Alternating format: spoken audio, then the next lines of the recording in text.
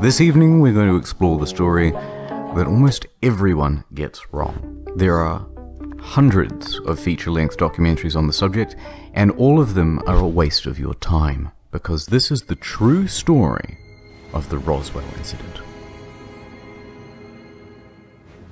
The story begins before the crash in 1947. It begins with a scientist, Professor Maurice Ewing, who was helping the US military develop new weapons and tools in the Second World War. So he discovers one thing, and he invents another.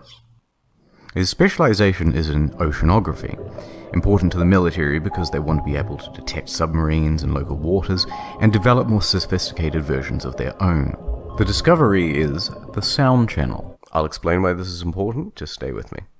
It turns out that there's this spot at about 1,000 feet deep in the ocean where the salinity, temperature, and density of the water prevent sound waves from being able to easily carry either up or down. So instead, they travel much further horizontally without dissipating. Why is this important or interesting?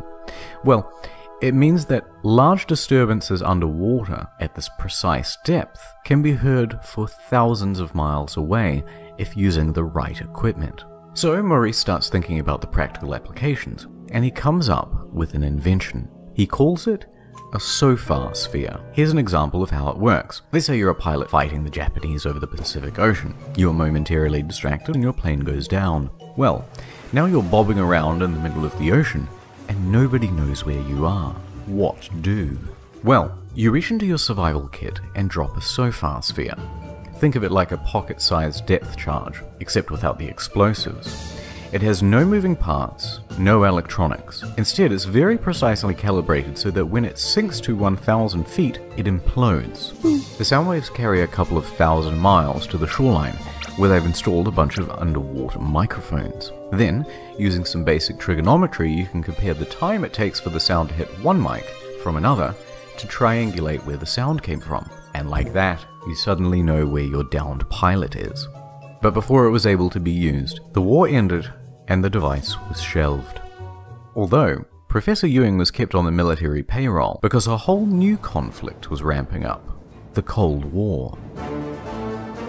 The concern here was missiles and nuclear weapons, so attention shifted from the ocean to the atmosphere. So he thinks, wait a minute, if there's a sound channel in the ocean, maybe there's one in the sky too. Turns out there is, at 155,000 feet. So, if there's a large sound, let's say a nuclear explosion in Russia, you should be able to hear that all the way in the United States if you have a bunch of microphones set up at this height. That means you know the exact location, time, and potential power of every single above-ground nuclear test being conducted by your enemy, well before you had anything like satellite technology. They called this Project Mogul. It was a series of high-altitude weather balloons with sensitive microphones attached. In 1947, one of them fell from the sky and crashed down in a rancher's backyard, and some people with large imaginations said it was aliens.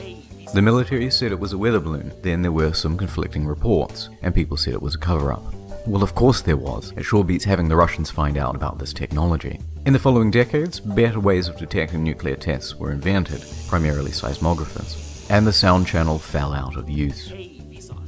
In 1992, following the fall of the Berlin Wall, all of this information became declassified, and since it has been totally available for the public to read.